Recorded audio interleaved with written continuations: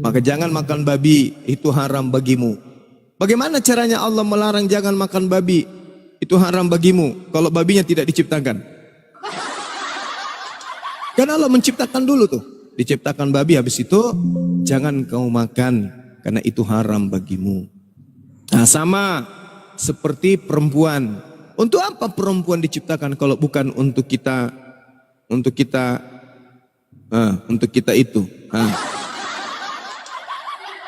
Betapa banyak perempuan di samping Anda. Kenapa Anda tidak nikmati semuanya? Kenapa?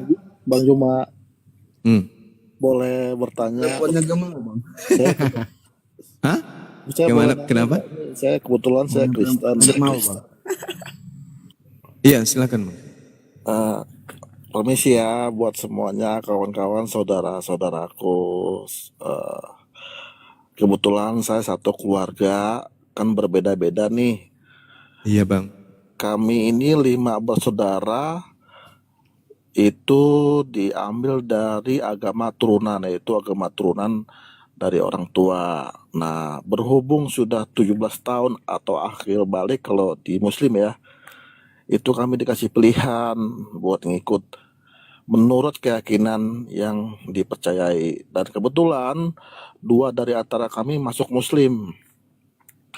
Pertama abang saya dan terakhir adik saya.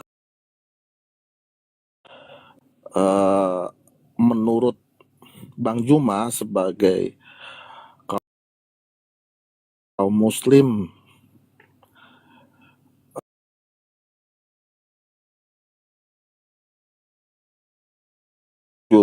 Bang Juma, saya ini sebagai Kristen ini seperti apa sih? Apakah kaum yang salah memeluk agama? Apa? Soalnya saya kalau bicara sama Muslim itu selalu Kristen tuh salah melulu. Ini salah, menyembah berhala ini salah.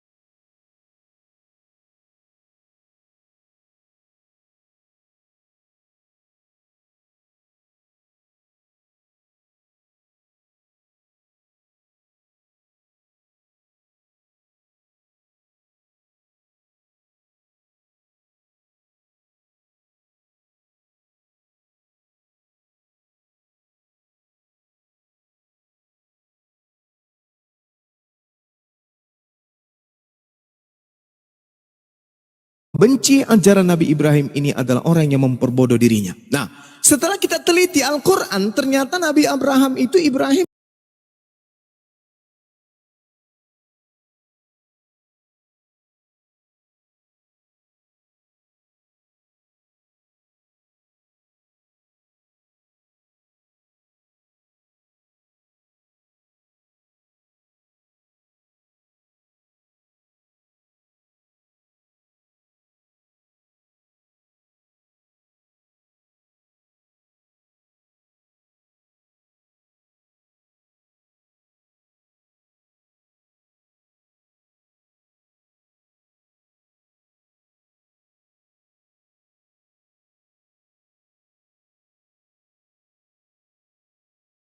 itu. Umat Islam mengikuti apa yang diajarkan oleh Nabi Ibrahim. Tauhid satu.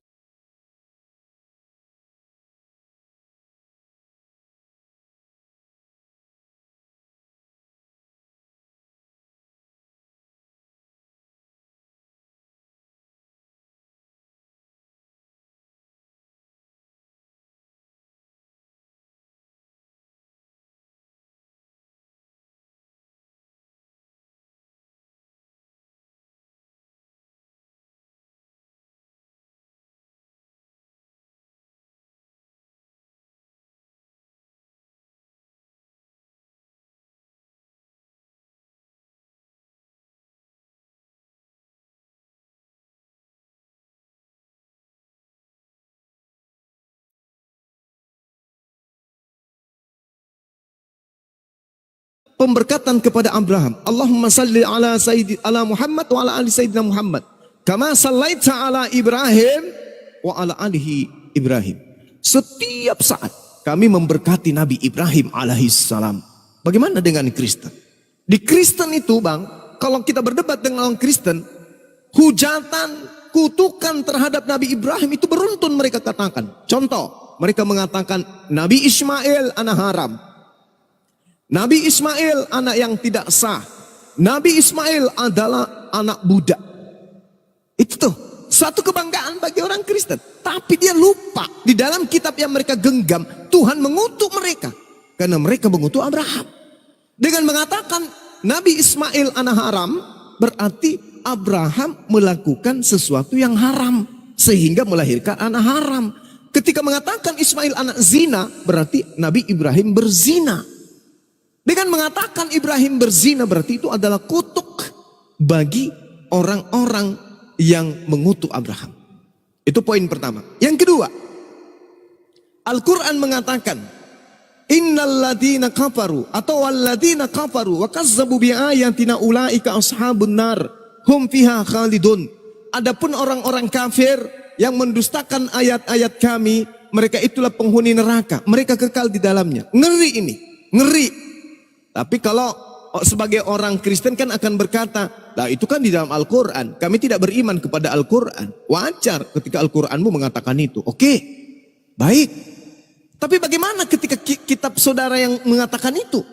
Kitab Anda sendiri yang mengatakan bahwa orang Kristen itu akan dilemparkan ke dalam api neraka. Anda mau kemana? Seperti yang saya uraikan tadi. Berulang saya menyampaikan. Tadi malam juga saya menyampaikan. Di dalam Matius 7 nomor 15. Waspadalah terhadap nabi-nabi palsu yang datang kepadamu dengan menyamar seperti domba. Tetapi sesungguhnya mereka adalah serigala yang buas. Saudara-saudara Kristen selalu mengatakan ini adalah Nabi Muhammad, nabi palsunya. Nabi palsunya adalah Nabi Muhammad. Mereka tidak mengerti tentang apa yang tertuang di dalam kitab mereka. Di sini Yesus berbicara dengan manusia yang hidup pada abad pertama. Bagaimana mungkin Nabi Muhammad pergi menemui orang-orang yang hidup sesama dengan Yesus? Itu mustahil. Berarti ini hanya merujuk kepada orang-orang di luar Yahudi yang datang kepada murid-murid Yesus. Siapa dia? Dari buahnya kita bisa melihat, kata Yesus. Apa buahnya dari nabi palsu, pengajar palsu? Satu, memanggil Yesus Tuhan. Mengusir setan pakai nama Yesus. Bernubuat pakai nama Yesus. Bermujizat pakai nama Yesus. Apa kata Yesus? Enyahlah daripadaku, kalian semua adalah pembuat kejahatan. Nah, kemana perginya orang yang berbuat kejahatan? Matius 13 nomor 50. Pembuat kejahatan dilemparkan ke dalam api neraka. Jadi saudara Anda, saudara abangku ini, ketika mereka meninggalkan ajaran Kristen, mereka tidak mau diusir dari Yesus. Kenapa? Matius 7 nomor 15 sampai nomor 27 sekalipun dibaca satu perikop yang memanggil Yesus Tuhan adalah Kristen, yang bermujizat pakai nama Yesus adalah Kristen, yang mengusir setan pakai nama Yesus adalah Kristen, yang meramal, yang bernubuat pakai nama Yesus adalah Kristen. Lalu orang yang berakal masih mau tinggal di Kristen. Setelah tahu ini data ada. Dari buahnya kamu bisa melihat pengajaran nabi palsu itu. Pengajaran atau buah palsu ini dikatakan dalam bahasa Yunani karpos. Karpos artinya hasil. Hasil pengajaran daripada nabi palsu membuahkan orang-orang memanggil Yesus Tuhan. Bermujizat, bernubuat, mengusir setan pakai nama Yesus. Nah sekarang kalau murid-murid Yesus hadir di tahun 2024 ini, terus mereka kita minta untuk menilai di mana pengajaran buah-buah nabi palsu itu berada menurut kalian wahai murid-murid Yesus. Apakah di Islam ataupun di Kristen? Maka mereka akan meneliti di mana ada rumah ibadah yang memanggil Yesus Tuhan. Di mana ada rumah ibadah yang bermujizat pakai nama Yesus. Di mana kemudian ada tokoh agama yang mengusir setan, mengobati jemaatnya dengan menggunakan nama Yesus. Dia akan melihat di Islam tak ada satupun manusia memanggil Yesus Tuhan. Tak ada orang bernubuat, bermujizat, mengusir setan pakai nama Yesus. Begitu dia pergi ke Kristen, semua memanggil Yesus itu Tuhan. Jadi buah dari nabi palsu itu berada di mana? Di Kristen. Mungkin itulah alasannya kenapa abang kita punya saudara meninggalkan ajaran Kristen, sebab mereka tidak mau diusir oleh Yesus. Saya kira demikian sementara. Silakan. Masya Allah, Masya Allah. Silakan Pak Selen.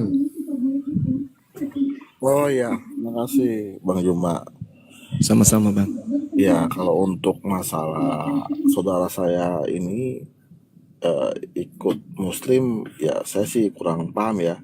Tapi saya sebagai saudara kandungnya, saya berpikir apa yang terbaik itu yang dia jalanin, nanti kan pertanggungjawabannya nanti masing-masing. Nah, yang saya heranin ya kan, terkadang saya suka merasa sedih juga umat Muslim kadang suka menghina Yesus pakai kolor disalib begini-gini. Saya sih sebenarnya nggak terlalu ini ya, karena ya biasalah manusiawi ya.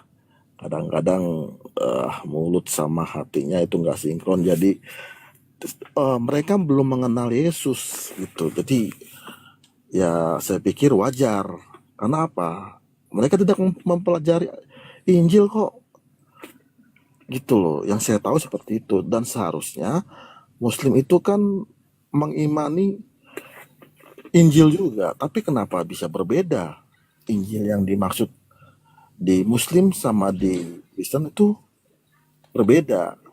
Dan satu hal lagi, nama sendiri pun tidak menjamin umatnya masuk ke surga. Mohon maaf, itu yang saya tahu.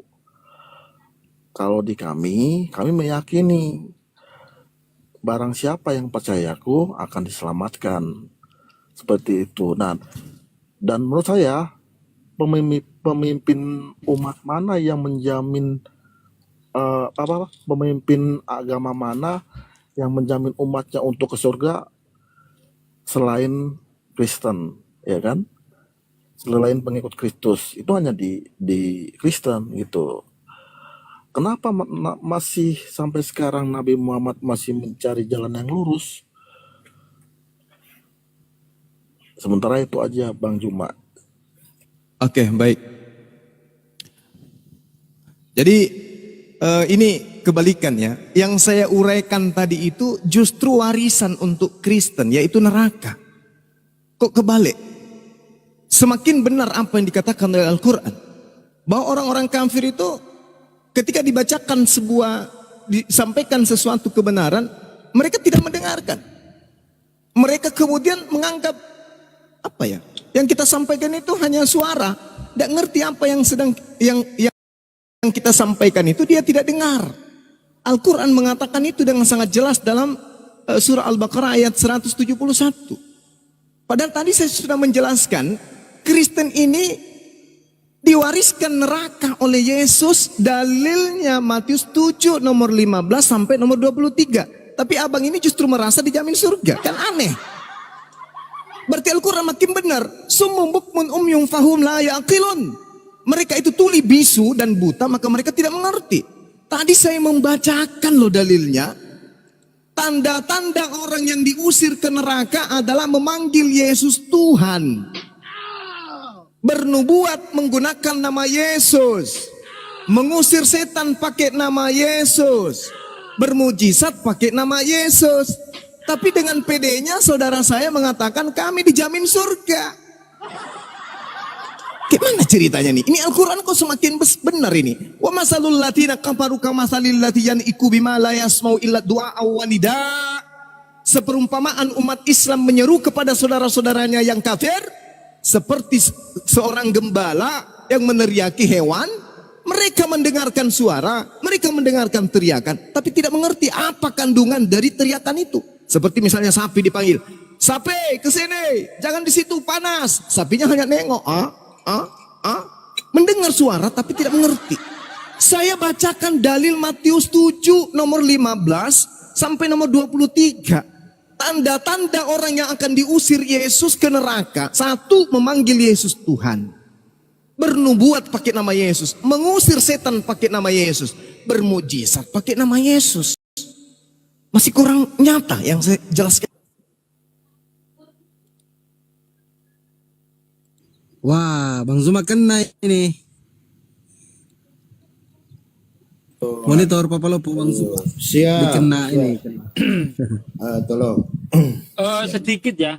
Itu tadi katanya ketika orang Islam mengatakan Yesus pakai kolor itu dikatakan menghina. Padahal sebenarnya tidak. Karena memang itulah yang digambarkan di dalam kekristenan. Bukankah Yesus disalib itu pakai kolor? Itu sebenarnya juga tipuan ya ketika Yesus dipakein kolor itu, Bang. Karena pada faktanya kalau kita lihat di dalam Bible itu, Yesus itu disalib telanjang. Kenapa saya katakan telanjang? Karena yang dibagi-bagikan itu kitona. Ya, tapi diartikan jubah di dalam bahasa Indonesia, dalam bahasa Yunani kitona. Kitona itu pakaian dalam. Dan itu dibenarkan oleh pendeta Esra Soru. Esra Soru mengakui Yesus disalib telanjang.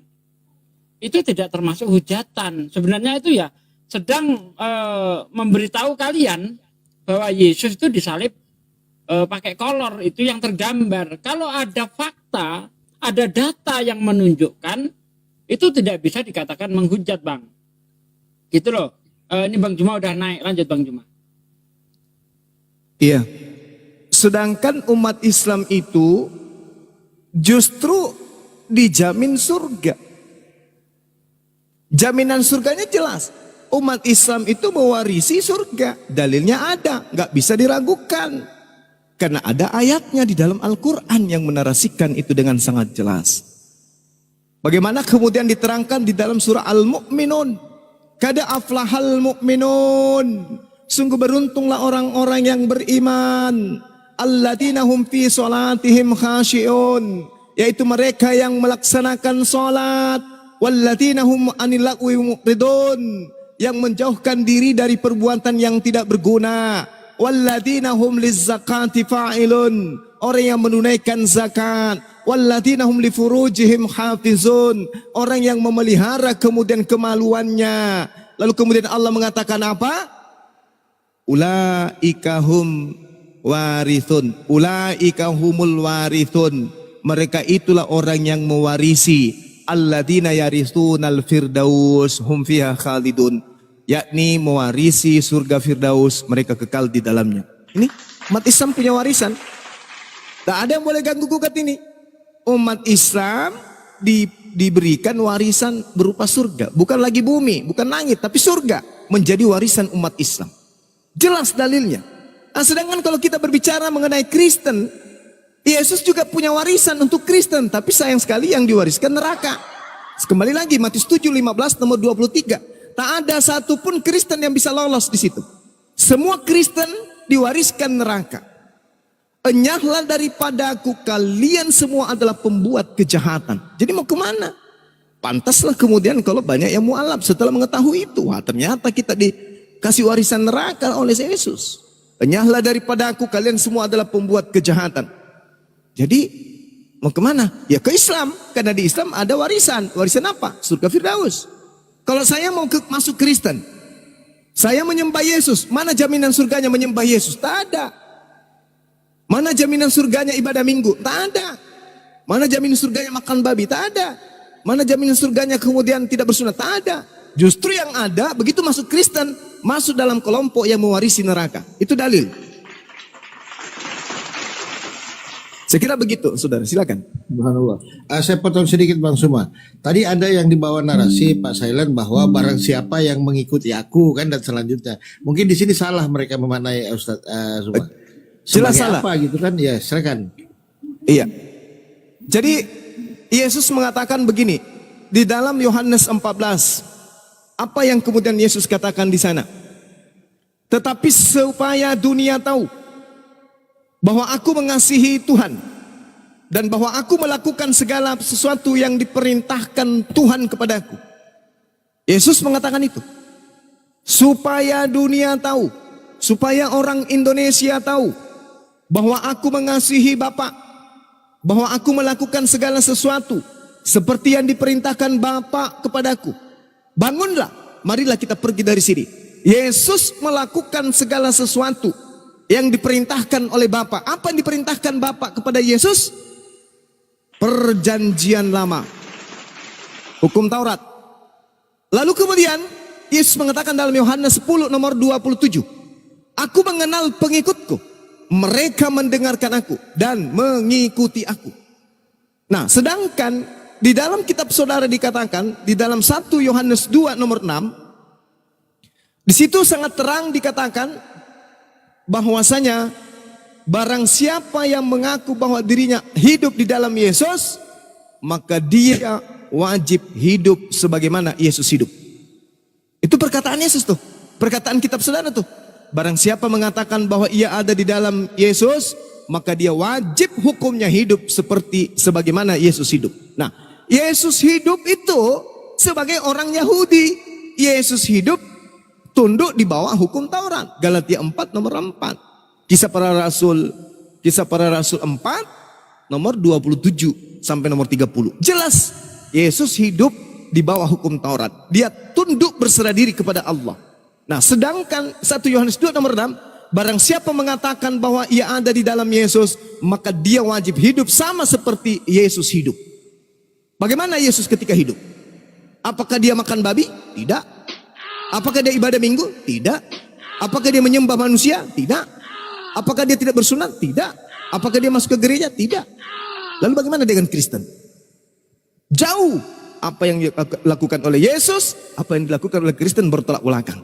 Di dalam Yohanes 14, Yesus mengatakan, barang siapa yang mengasihi aku, dia juga akan melakukan pekerjaan-pekerjaan yang aku lakukan.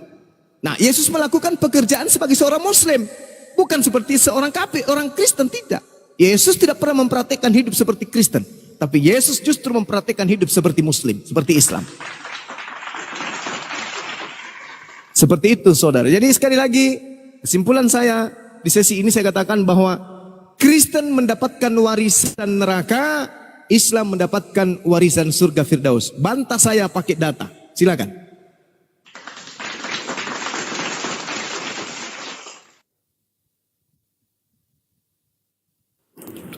Oke, terima kasih Bang Juma. Sama-sama, Bang. Ya, kalau untuk data mungkin saya kurang lengkap ya, karena saya di sini sih jujur bukan mau mencari kebenaran. Ya emang mungkin kalau memang kebenaran itu ada di pihak Muslim, ya silakan, nggak apa-apa. Yang penting maksudnya ya susah sih ya kalau untuk apa ya, ini udah jelas berbeda ya antara Kristen dan Muslim, kan emang berbeda, sulit mau dibawa sampai kemanapun nggak ketemu gitu ya. Tapi nggak apa-apa sih, saya terima apa pengertiannya itu, dan saya akuin Bang Juma untuk data-datanya valid ya menurut Bang Juma. Tapi sekali lagi, kalau untuk jaminan surga sebenarnya ya saya sebagai manusia juga nggak bisa bicara ya, karena hanya surga itu kan hanya Allah ya yang tahu ya. Kalau untuk pribadi seseorang nggak ada yang bisa menjamin surga. Oke, gitu aja buat semuanya kawan-kawan. Terima kasih. Terus Bang Juma, makasih. Ya, makasih Bang. Ya, sehat-sehat ya. Ya. Sama-sama. Loh, udah aneh. Belum. Jadi di situ salah memaknai Gurunda, bahwa mengenal Kristus itu kan kita harus tahu dulu kan, mengenal Yesus itu sebagai apa kan? Sebagai utusan Tuhan atau sebagai Tuhan. Di situ mereka salah memaknai gitu. Yang Ya, saya agak Yesus. rancu sedikit. Ya, silakan. Ya maaf, nanti Abang semua bisa jelaskan. Nah, yang di sini yang framing teman-teman Kristen bahwa di mana ada di Al-Quran atau Rasulullah sendiri yang menjamin keselamatan. Dia lupa di Ali Imran 31 itu Gurunda. Bisa dijelaskan, silakan. Iya. Ali Imran 31, Qul in kuntum tuhibbunallah fattabi'uni yuhibbukumullah wa yaghfir lakum dzunubakum wallahu ghafurur rahim. Katakanlah kepada mereka, wahai Nabi, apabila engkau mencintai Allah pencipta langit dan bumi, maka ikutilah aku. Barang siapa yang mengikuti aku, Nabi Muhammad, maka pencipta langit dan bumi akan mencintainya. Pencipta langit dan bumi akan menghapus segala dosa-dosanya. Nah, kalau dosa-dosa kita semuanya dihapus oleh Allah, kalau kemudian kita dicinta oleh pencipta langit dan bumi, neraka itu haram bagi kita. Haram. Karena kita dicintai oleh yang maha pencipta. Yang maha pengasih, yang maha penyayang mencintai kita. Dikarenakan kita ikut kepada kekasihnya, Nabiullah, baginda Rasulullah Muhammad SAW. Itu dalil Al-Quran. Sama seperti dalam kitab mereka juga. Inilah anakku yang kukasih, kepadanya aku berkenan. Dengarkanlah dia. Barang siapa yang percaya kepadanya akan diselamatkan. Barang siapa yang tidak percaya kepadanya akan dihukum karena dosanya. Sama. Permasalahannya adalah ajaran Islam seia sekata dengan ajaran Yesus. Ajaran Al-Quran seia sekata dengan Yesus, ajaran Yesus. Ajaran Nabi Muhammad sallallahu alaihi wasallam seirama dan sekata dengan ajaran Yesus.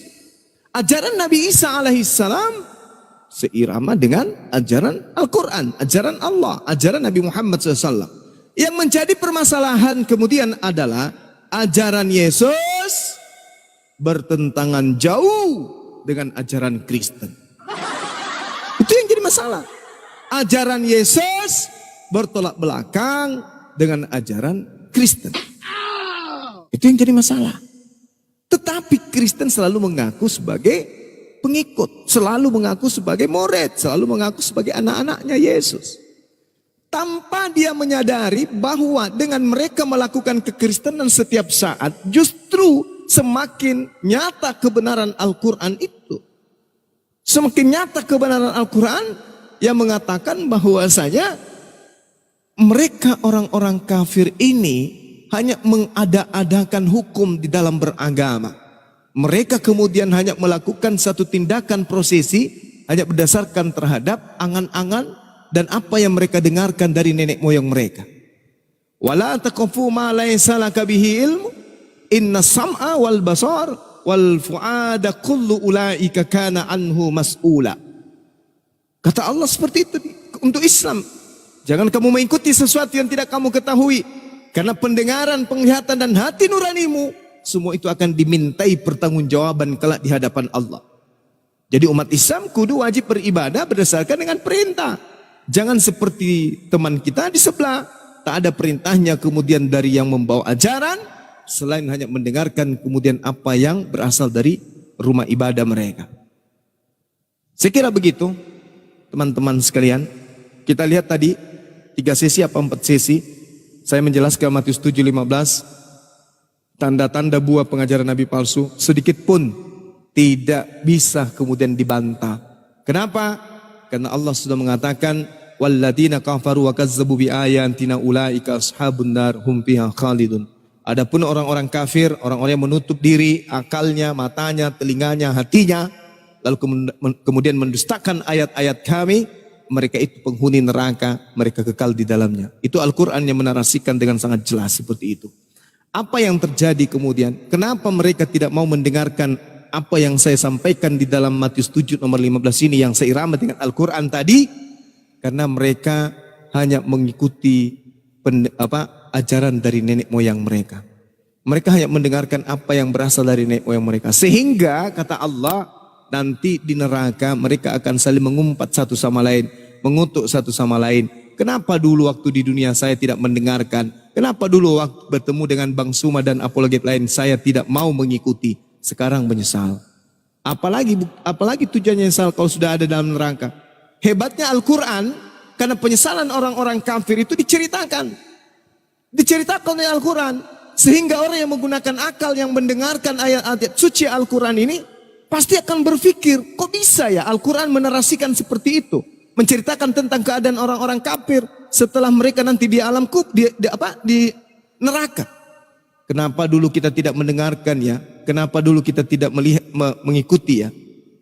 Andai saja dulu kita mendengarkan para apologet Islam, tentu kita tidak di neraka sekarang ini. Itu sudah dinyatakan oleh Al-Quran itu.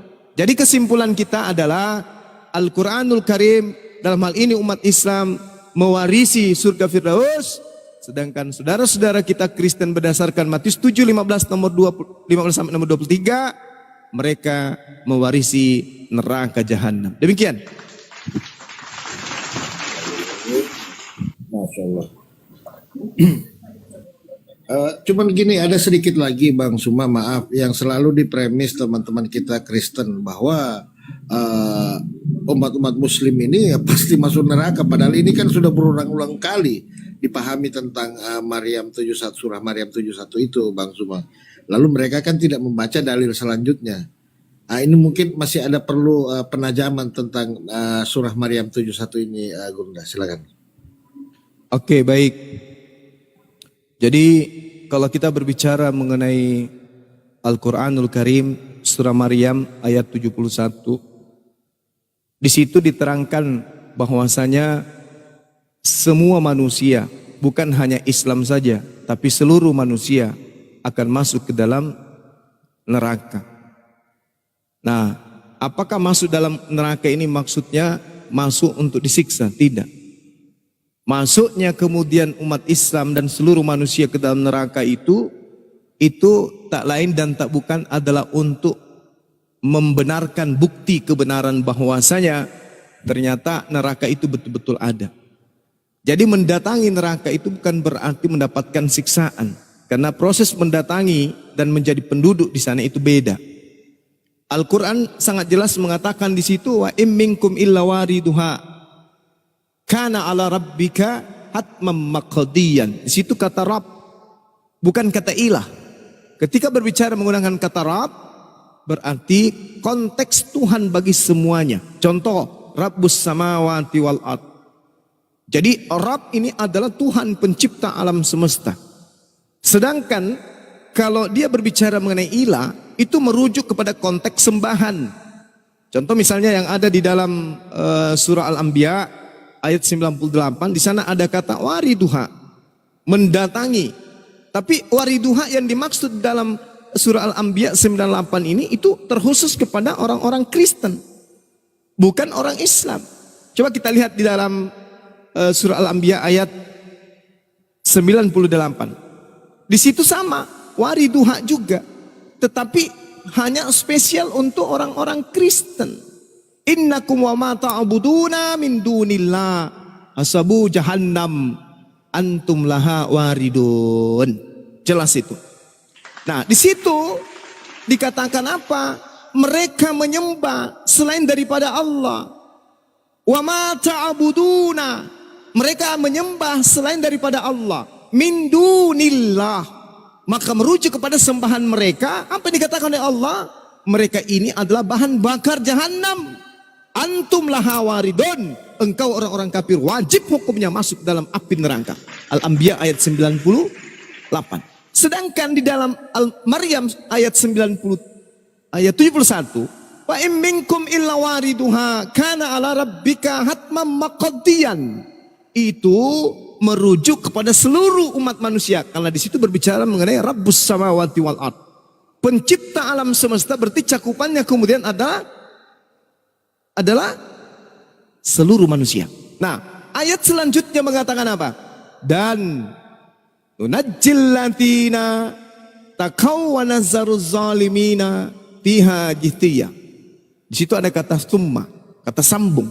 Kemudian setelah semua manusia dihimpun masuk mendatangi neraka, Maka orang-orang beriman, orang-orang Islam kemudian dinyatakan oleh Allah Subhanahu wa taala diangkat dan dilanjutkan perjalanannya menuju kepada surga dan membiarkan orang-orang kafir tetap berlutut secara kekal dalam neraka. Maka Allah mengatakan apa? Faman taba min ba'di zulmihi wa aslaha fa innallaha yatubu alaihi innallaha ghafurur rahim. Tetapi barang siapa bertobat setelah melakukan kejahatan dan memperbaiki diri, maka sesungguhnya Allah menerima tobatnya. Sungguh Allah Maha Pengampun, Maha Penyayang. Juga dikatakan dalam surah Ali Imran ayat 195, umat Islam itu dijamin masuk ke dalam jannah, masuk ke dalam surga. Saya kira begitu, Bung. Silakan. Ya Allah. Jadi poinnya di Maryam 72 itu Gurunda ya. Poinnya ya. Iya. Siap. Oke, mungkin silakan lagi ada teman-teman yang lain. Mungkin Amos masih mau bertanya, Amos? Ya. Ini Bang Juma, yang dulu kita terangkan itu kan Injil sebelum Al-Quran. Di dalam Injil Gimana? kan di Injil dulu kan diturunkan sebelum Al-Quran. Iya, betul. Terus kenapa di dalam Al-Quran itu Yesus menjadi Nabi Isa? Kalau saya seirama kata Bang Juma tadi. Iya, baik. Oke. Tunggu ya. Jadi gini, apa tadi pertanyaannya? Kenapa Injil duluan ya? Injil duluan ya? Iya. Oke, baik. Nah, Nabi Isa alaihissalam diterangkan kemudian di dalam surah Maryam. Bagaimana kemudian Nabi Isa membantah tuduhan orang-orang Yahudi kepada ibunya Maryam ketika ibunya dituduh sebagai pelaku zina. Nabi Isa alaihissalam kemudian menyatakan dirinya adalah seorang nabi, seorang hamba Allah. Inni abdullah atani alkitab wa ja'alani nabiyan. Jadi beliau mengatakan kepada Bani Israel, aku ini adalah hamba Allah. Dia memberiku kitab Injil dan dia menjadikan aku seorang nabi. Injil diberikan kepada Nabi Isa alaihissalam. Lalu kemudian Anda bertanya, kenapa Al-Quran kemudian menarasikan itu? Justru yang ada, saudaraku, Nabi Isa itu diberi Injil, Nabi Isa tidak diberikan Evangelion. Injil itu bukan Evangelion. Evangelion itu bukan Injil. Isa alaihissalam datang membawa ketetapan kepada Bani Israel berupa hukum-hukum yang isi kajiannya itu tidak terlepas tetapi berkesinambungan dengan hukum Taurat. Makanya Nabi Isa mengatakan,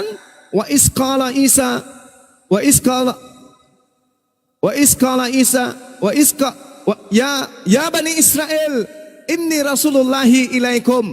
Ya Bani Israel, aku ini adalah rasul untuk kalian. Rasul untuk kalian. Dia mengajarkan kemudian apa?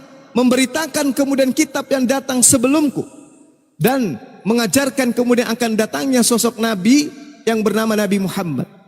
Jadi Injil yang dimaksud oleh Al-Quran itu adalah sebuah kitab suci, sebuah ketetapan yang datang kepada Bani Israel yang dibawa oleh Nabi Isa, di mana di dalam kitab itu termaktub nama Nabi Muhammad sallallahu alaihi wasallam. Wa isqala Isa bin Maryam ya Bani Israel inni rasulullahi ilaikum musaddiqan lima baina yaday minat Taurah wa mubasysyiran bi rasuli ya'ti min ba'di ismuhu Ahmad. Falamma ja'ahum bil bayyinati qalu hadza sihrun mubin. Nabi Isa alaihissalam berkata kepada Bani Israel, wahai Bani Israel, sesungguhnya aku utusan Allah kepadamu yang membenarkan kitab yang turun sebelumku yaitu Torah dan memberikan kabar gembira dengan seorang rasul yang akan datang setelahku yang namanya Ahmad atau Muhammad. Jadi Injil yang dimaksud di sini adalah ketetapan Tuhan yang mana Nabi Muhammad tertuang di dalamnya. Sedangkan Evangelion itu adalah sebuah buku yang di dalamnya tidak ada Nabi Muhammad. Nah, sekarang permasalahannya adalah Injil itu mana? Kitab Injil itu mana? Nabi Isa alaihissalam datang kepada Bani Israel menyampaikan hikmat Injil kepada pengikutnya. mengabarkan kemudian tentang Torah, mengabarkan kemudian apa yang akan datang setelahnya yaitu Nabi Muhammad sallallahu alaihi wasallam. Apakah ada yang mencatat? Apakah ada yang menulis? Apakah ada yang menghafal? Tak ada. Berarti hikmat Injil yang datang kepada baginda Rasulullah Isa alaihissalam itu tidak dibukukan kemudian selayaknya Al-Quran, tetapi dibukukan kemudian dengan hasil angan-angan, duga-menduga, lalu dikatakan itu dari Allah, tapi itu bukan dari Allah.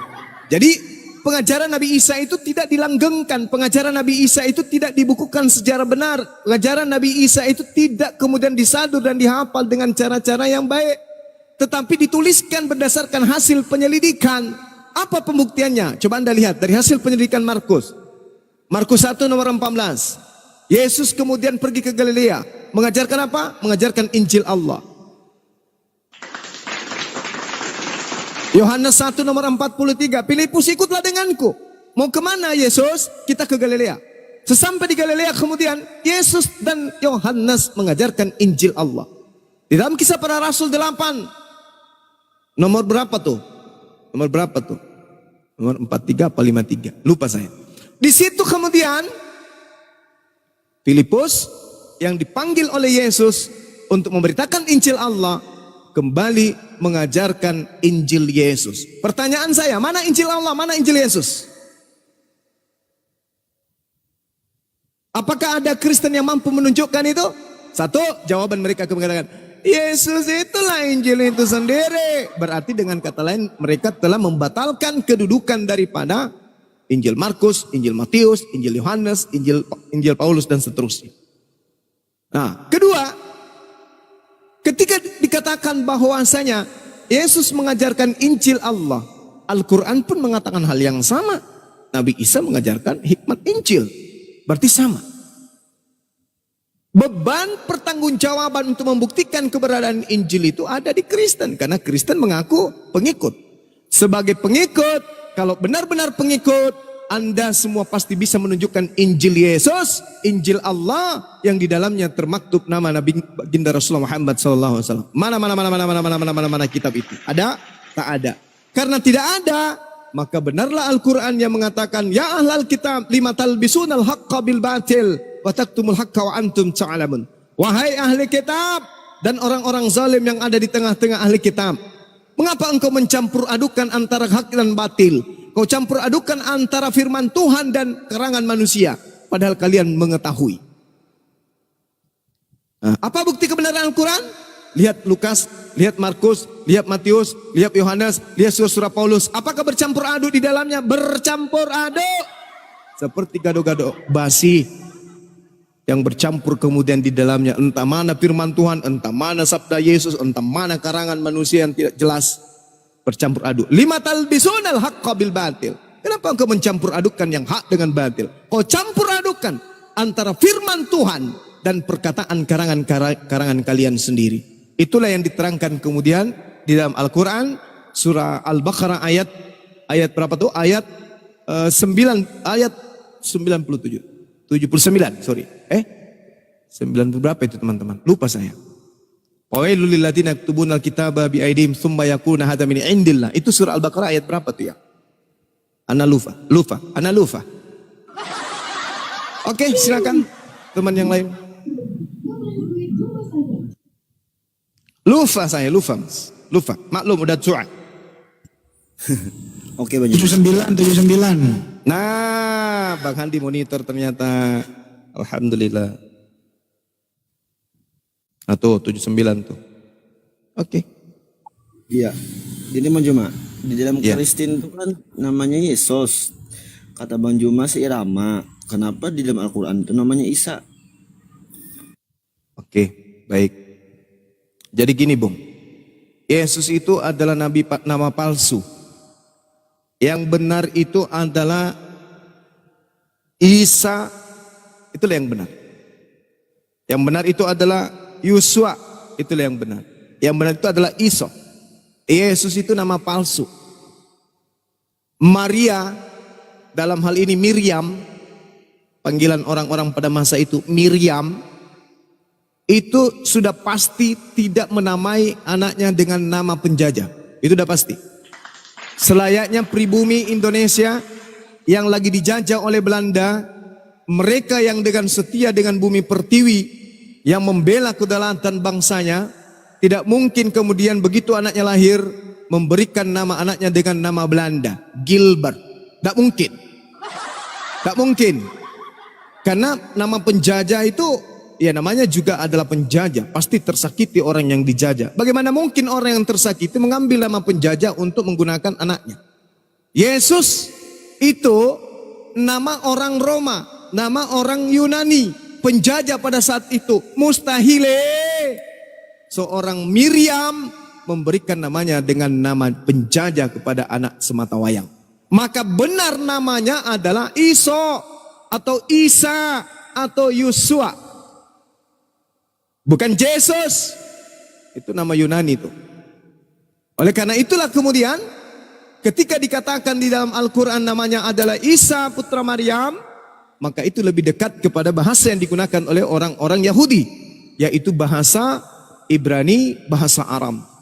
Bukan bahasa Yunani, bahasa penjajah. Nah, jadi kalau dikatakan kenapa Isa?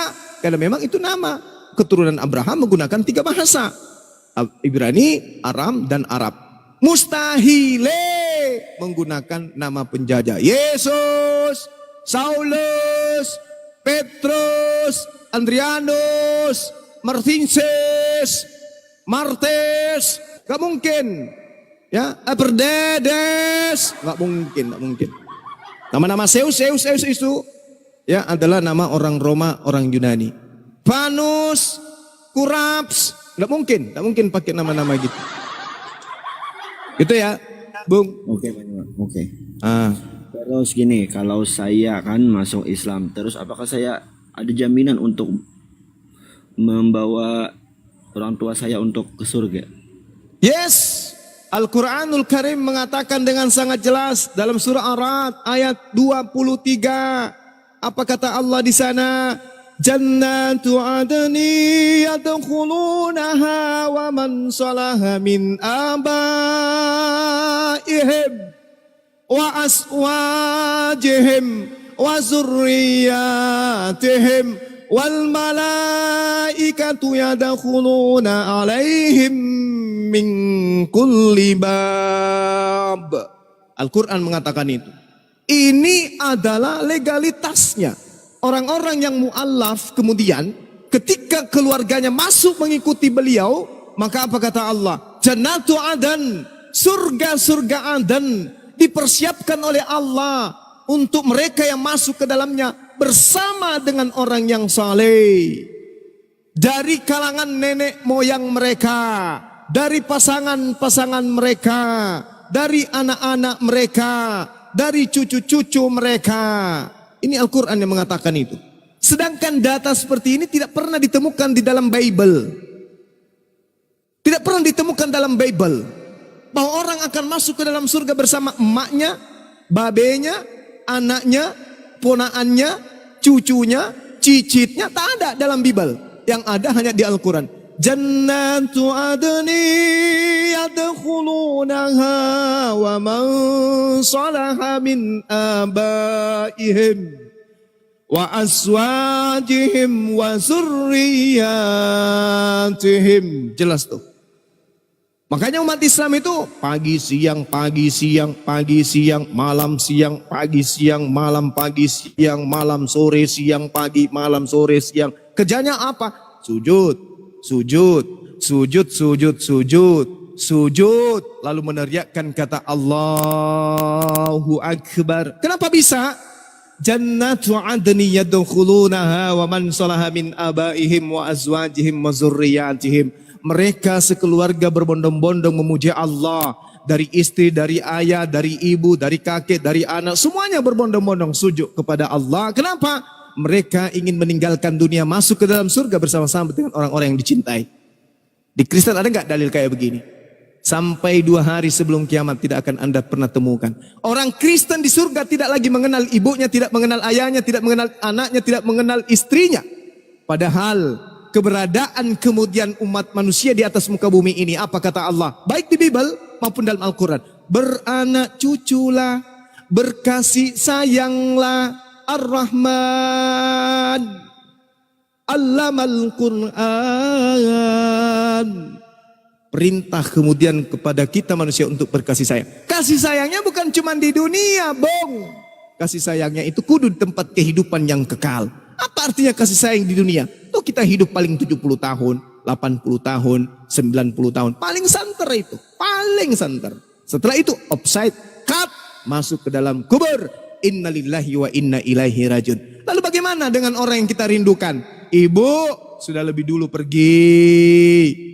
Menemani kita 30 tahun lamanya. Mengasuh kita, membesarkan kita dengan susah payah siang malam. Kemudian dia membina kita menjadi orang yang baik. Pergi dia lebih dulu. Ayah yang setiap hari biasanya nelpon, anakku kamu sudah makan. Ayah yang tadi selalu mengingatkan kita, sholat anakku, sholat anak. Ayah yang setiap kali ingin ke kantor mengecup kening kita. Pergi. Yang ada rindu sama beli. Kalau Allah tidak mempertemukan kita, kemudian nanti lalu buat apa ibadah ini? Untuk apa pengabdian ini? Allah alhamdulillah mengatakan jannatu adnin yadkhulunaha wa man salaha min abaihim wa azwajihim wa surriyatihim. Ya kalau kalian di Kristen ada nggak data kayak gini? Kalian mau rindu sama ayah sama ibu, mati mau bertemu sama mereka yang Anda cintai? Ada? Nggak ada, Bu. Hanya di Islam. Gini Bang Juma. Iya, silakan. Sorry, maaf. Gini Bang Juma. Kataku tadi kan gini, kalau aku masuk Islam, orang tua aku ini kan Kristen, apakah aku bisa membawa dia ke surga? Jadi gini, Bung. Kalau Anda tidak bisa membawa mereka ke surga, paling tidak Anda membawa anak-anak dan keturunan Anda ke surga. Paling tidak Anda datang kepada mereka untuk membawa cahaya keselamatan. Mereka sudah mendengarkan, mereka tidak mau dan menolak, serahkan kepada Allah. Toh tugas kita sudah selesai. Daripada Anda ketika tidak masuk ke dalam agama Islam, Anda ketika Anda kemudian tidak masuk ke dalam ajaran yang menyelamatkan Anda. Bukan cuma Anda, bukan cuma bapak ibu Anda, darah daging Anda, darah daging Anda, anak Anda, cucu Anda, istri Anda jerumuskan ke dalam neraka. Anda rela, Anda tega kepada dari darah daging Anda sendiri. Minimal itu yang Anda harus pikirkan. Melahirkan generasi-generasi berikutnya yang takut kepada Allah. Kalaupun orang tua susah untuk dimualafkan, minimal dari keturunan orang tua Anda itu, yaitu cucunya, bisa menyebut asma Allah, menjadi tokoh besar dalam agama Islam yang senantiasa sibuk kemudian menggaungkan kalimat Allah. Mana tahu. Kita tidak tahu apa yang Allah tak kehendaki. Inni a'lamu ma la ta'lamun. Allah kemudian mengetahui rahasia-rahasianya, ilmu-ilmunya. Kita nggak bisa menerawang sampai ke sana. Kita tidak bisa kemudian bertanya tentang apa yang Allah kerjakan. La yaf'al. Kita tidak punya hak untuk menanyakan itu. Tapi biarkanlah Allah memutuskan perkaranya sesuai dengan kehendaknya. Dia memutuskan segala sesuatunya. Tugas kita adalah berserah diri, menyembah kepada dirinya. Dan kalau Anda merasa berat untuk memualafkan ayah ibu, minimal keturunan Anda kelak menjadi orang-orang beriman. Itu yang satu. Yang kedua, kalau tidak ada di antara kita anak ini yang membawa cahaya di tengah-tengah rumah tangga, berarti kita membiarkan kegelapan terjadi. Kegelapan terjadi dalam rumah tangga. Anda tahu kebenaran. Anda sudah mengetahui dan menemukan jalan kebenaran. Yaitu jalan orang-orang yang beri nikmat keselamatan kepada mereka. Bukan jalan orang yang dimurkai, bukan orang yang sesat. Tetapi jalan orang yang diberi nikmat keselamatan. Anda sudah tahu itu. Tetapi Anda tidak melangkah ke sana, berarti sama halnya Anda masuk ke dalam kategori zalim. Wa man azzamu mimman iftara 'ala Allahil katiba wa huwa yud'a ilal Islam. Wallahu la yahdil qaumaz zalimin. Anda zalim kepada diri Anda. Setelah Anda datang Islam kepada Anda, setelah datang hidayah Islam kepada Anda zalim, Anda menolak, Anda jatuh kepada kezaliman. Apa kata Allah? Aku tidak akan memberi petunjuk kepada mereka yang zalim. Ini Anda udah tahu kebenaran itu seperti apa. Perkara ibu mau mu'alaf, perkara ibu mau ayah mau mu'alaf, itu urusan belakang. Yang penting Anda dulu masuk ke dalam kendaraan yang mengantar Anda sampai kepada keselamatan. Habis itu jemput orang tua. Katakan inilah agama yang benar. Memperlihatkan akhlakul karimah, memperlihatkan etika Islam, attitude Islam, akhlakul Islam. Anda perlihatkan kepada mereka. Mereka tertutup mata, mereka tertutup kuping, serahkan kepada Allah. Berdoa kepada Allah siang malam. Ya Rabb, lembutkan hati kedua orang tua saya, ibu saya untuk menerima hidayah Islammu. Silakan. Kalau sekarang Anda belum bisa berdoa, kenapa Anda belum masuk dalam kategori fitrah? Masuk dulu ke agama fitrah. Baru kemudian Anda doakan orang tua saudara. Ya Rabb, malam ini aku ingin menggodamu ya Allah. Ya Allah, aku ingin menggodamu ya Allah. Tolong lembutkan hati ibuku untuk menerima agamamu ini ya Rabb.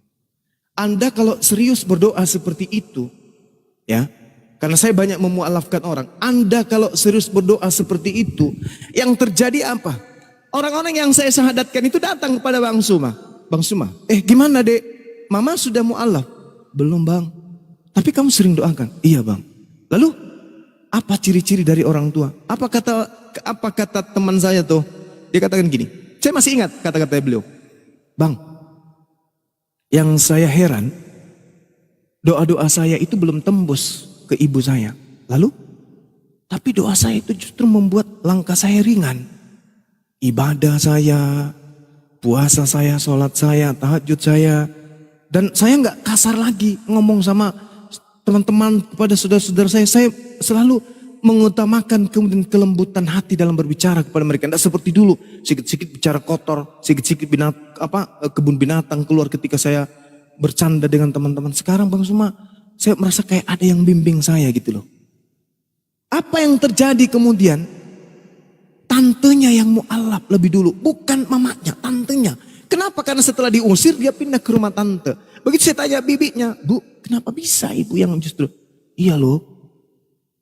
Karena anak saya ini, ponaan saya ini nakal. Bayangkan aja dia pernah bakar rumahnya. Untung saja orang tua tetangganya itu selamatkan.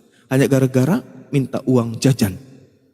Tapi setelah masuk Islam, ibadahnya, sholatnya, saya begitu bangun mau ke kantor, dia lebih dulu bangun, nyapu, membersihkan. Habis itu intip dia ibadah sholat dalam kamar sendiri. Sambil dia baca Quran, sambil dia nangis. Ada apa dengan Islam? Jadi ibu merasa ini ada apa dengan agama anak ini. Dan saya pelajari, dia belajar kemudian. Belajar. Tantenya masuk Islam, bayangkan. Nah ini saya nggak ketemu lagi. Nomor HP-nya hilang, bukan hilang sih. Nomor HP-nya itu saya ganti HP kebetulan. Dia nggak ada hubungi saya, entah mamanya udah mu'alaf atau gimana. Artinya bahwa ketika Anda mencari cahaya, bukan hanya orang tua Anda, tapi sekeluarga, sekeliling Anda akan mendapatkan cahaya terang. Sehingga mereka tidak berjalan dalam kegelapan. Saya kira begitu Bung, saudara Sobat Suma. Nah itu ayam membenarkan, alhamdulillah. Saya mau juga. Kirim dong. Ayamnya itu bilang udzukurullah gitu. Kata dia udah syahadat buruan. Tuh, kan? Saya sering sambung betul. ayam. Hah? Sering sambung ayam. Tapi gini Bang Juma, kalau kalau dalam Islam kan kalau membantah orang tua itu durhaka, anak durhaka. Bagaimana? Waduh. Iya, memang betul. Durhaka kita kalau kita membantah orang tua. Kalau di Kristen membantah orang tua itu nggak ada durhaka. Karena di luar Islam itu tidak ada kaidah lagi. Wahai orang-orang kafir, janganlah engkau durhaka kepada ayahmu, ibumu. Wahai orang-orang kafir, perbaikilah akhlakmu kepada ibumu. Wahai orang-orang kafir, bicaralah yang sopan kepada ibu. Nggak ada aturan. Hanya ada dua. Muslim atau kufur. Kalau muslim masuk dalam golongan orang-orang yang harus tunduk kepada perintah-perintah Tuhan. Kalau keluar dari muslim, keluar dari kafir Islam, maka mereka itu bebas. Mau ngapain aja bebas. Mau dia bunuh orang tuanya pun tidak apa-apa. Ya. Dia mau ngapain aja bebas. Selayaknya dia itu ya sudah dianggap seperti, mohon maaf, dianggap lebih rendah dari binatang. Silakan aja Anda lakukan sepuasnya. Kenapa? Karena di dunia ini sajalah dunia kalian, surga kalian. Ad-dunya sijanul mu'min wa jannatul kafir. Dunia ini adalah surganya orang kafir. Silakan. Makanya di kafir itu semua makanan bisa dimakan karena surganya dia. Sedangkan umat Islam nanti di surga bebas, mau makan apa saja boleh. Di dunia tidak boleh, bebas. Kenapa? Karena dunia ini adalah tempat ujian. Hasil daripada ujian nanti di akhirat. Kalau di Kristen tidak.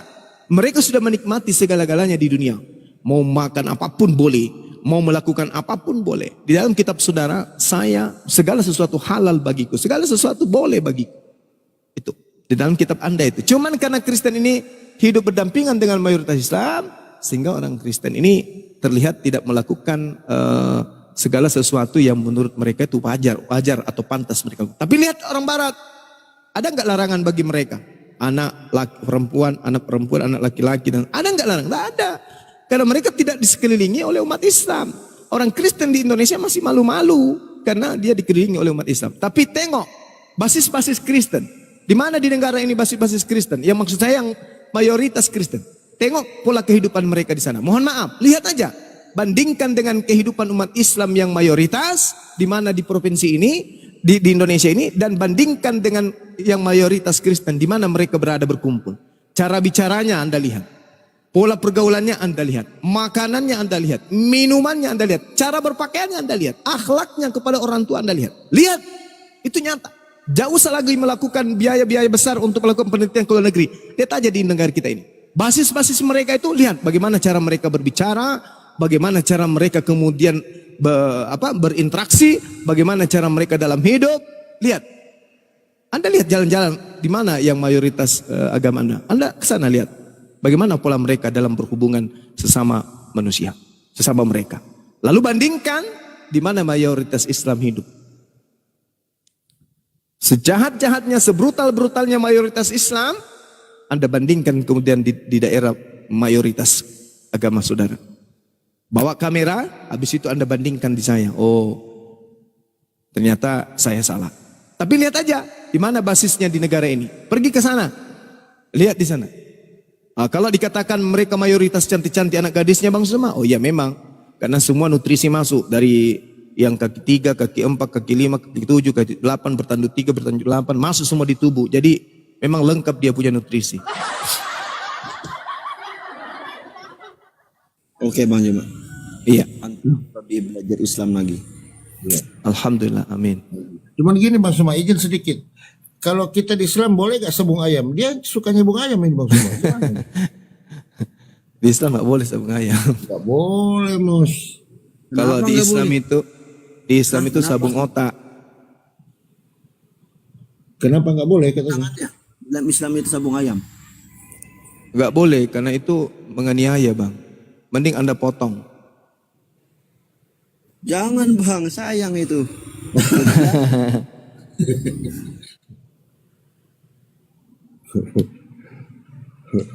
Amos, Apa Bang Andi? kalau kamu nyaman gak sih menjadi Kristen? Ke gereja aja aku jarang. Udah jarang ke gereja. Jarang. Pas main TikTok terus ada Bang Juma kayak gini, kayak tercerahkan juga aku. Masya Allah. Ya udah tanya lagi dia apa kira-kira yang mengganjal gitu selain batu karang. Silakan. Udah banyak tadi aku nanya. Apa Bang? Tanya lagi aja. Ntar aku lagi belajar Islam, kalau ada mengganjal ntar aku tanyakan lagi. Tapi kamu sudah percaya kan Tuhan itu cuma satu? Di Kristen juga diajarkan Tuhan itu satu. Tapi Tuhan nggak bisa dilihat kan oleh manusia.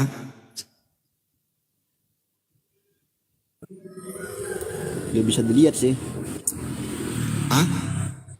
Ya bisa dilihat. Bisa dilihat. Jadi kalau ada yang pernah turun ke bumi bukan Tuhan ya? Kalau dalam pemikiranku tuh bukan Tuhan itu. Masa. Udah pinter dia Bang Juma, gimana nih? Pintar kan. Silakan dibimbing aja. Amos nih orang apa kan? Kamu di mana Amos? Di dalam ini bang, di mana? Ayat 7 tingkat itu tahu bang? Ayat 7 tingkat di mana itu? Dalam Kalimantan. pegunungan bang. Di Papua. daerah Kalimantan Selatan. Oh Karson. Oh di Karse. Oh ikan Banjar lah. Inggih. Nah orang Banjar tuh Islam berataan ngapa ikan? Ikam di sana Enggak, ikam. di dalam. Oh ikan dalam lah. Abang tahu wisata paget terus ke dalam. Terus ke dalam lah. Ya jauh sekali. Itulah. Jauh-jauh. Belajar ya dulu lah. Belajar merenungi lah. Belajar terus ulun nih mang Oh iya. Oh iya. Ya udah tanya lagi gitu. Jadi kamu udah nggak percaya kalau anaknya Maria yang namanya Yesua Amasia itu diyunanikan menjadi Yesus, kamu udah nggak percaya dia Tuhan? Kalau yang turun ke dunia ini nggak percaya sih Tuhan. Kenapa? Diulang? Kalau yang turun ke dunia ini tidak percaya Tuhan. Oh, berarti kamu udah tidak percaya lagi kalau Yesus itu bukan Tuhan ya? Nggak percaya sih. Ya udah tidak percaya lagi. Udah pintar kau ini daripada yang lain. Emang yang lain gimana bang? Yang lain mengatakan ya anaknya Maria Tuhan. Iya. Manusia melahirkan Tuhan. Bukan jelmaan Tuhan. Melahirkan. Bukan wujud Tuhan itu. Lain bubuhannya itu menganggap Tuhan itu dilahirkan. Masuk di akal lah. Manusia melahirkan Tuhan. Ada masuk akal bang bang. Nah itu apalagi Apalagi aku masuk Islam gitu. nah apalagi Ya sanggup bang. Ntar suruh sunat lagi. nah kita aku disunat lagi. Aku disunat dia baju. Itu disunat kasih baru pak. Cantik lagi bang bentuknya. Karena cantik kena gondrong. Gak gini ya muslah. Kalau di Banjar itu kan rata-rata muslim lah muslah. Jadi kita kan ikamnya pakai otak lah. Ini karena bubuhannya karesteng ini bungul berataan karena otak. Pertama, masa ada manusia melahirkan Tuhan itu satu.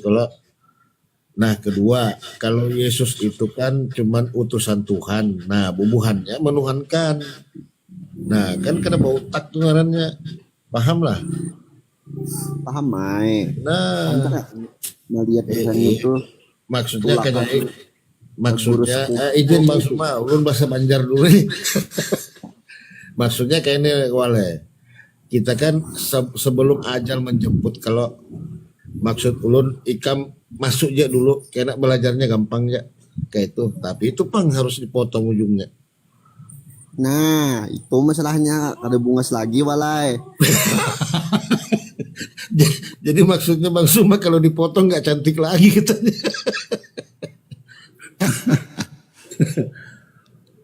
Jadi enggak ada wale.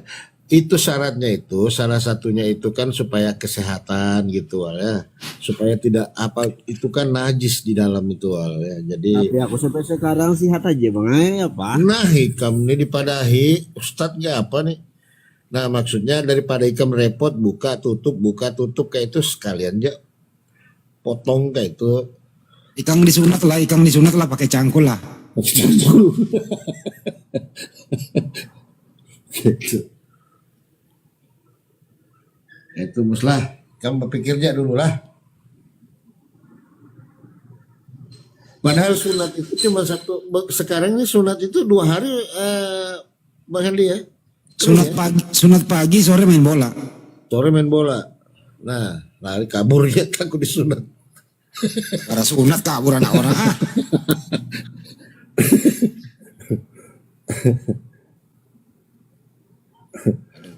Masya Allah. Tapi ini anak udah mulai apa ya? Kooperatif lah dia. Beda sama yang lain. Iya. Memang kalau di Banjar itu Bang Andi, Bang Suma kalau agak ke dalam itu memang dia jatuhnya lari ke Dayak Dayak Manyan gitu ya. Nah, bukan kalau kecuali dia Dayak Bakumpai itu mayoritas Muslim. Kalau dia sudah masuk ke dalam, nah itu kepercayaannya mereka itu ada istilahnya Manyan itu kan aneh-aneh lah kayak gitu Bang. Mereka itu. Iya. Tapi dia rajin naik di kumal-kumal kita, kumal-kumal Islam. Iya benar. Mungkin masuk akal kali Bang penjelasannya dibanding komal-komal Kristen yang nggak jelas kan. Ayo dukung timnas Indonesia. Diperkuat Belanda itu Bang Juma, gimana itu? Kapan main itu? Itu nanti 12:30 itu. Ini hari ya? Iya, naturalisasi loh dari Belanda itu.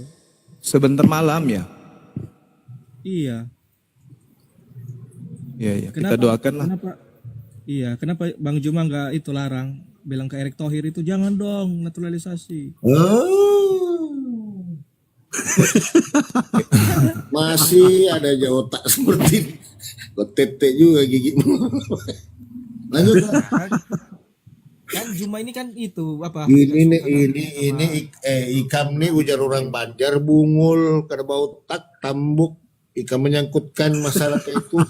Ya, saya ngomong, Bang Juma gimana berapa prediksi? Lanjut Bang.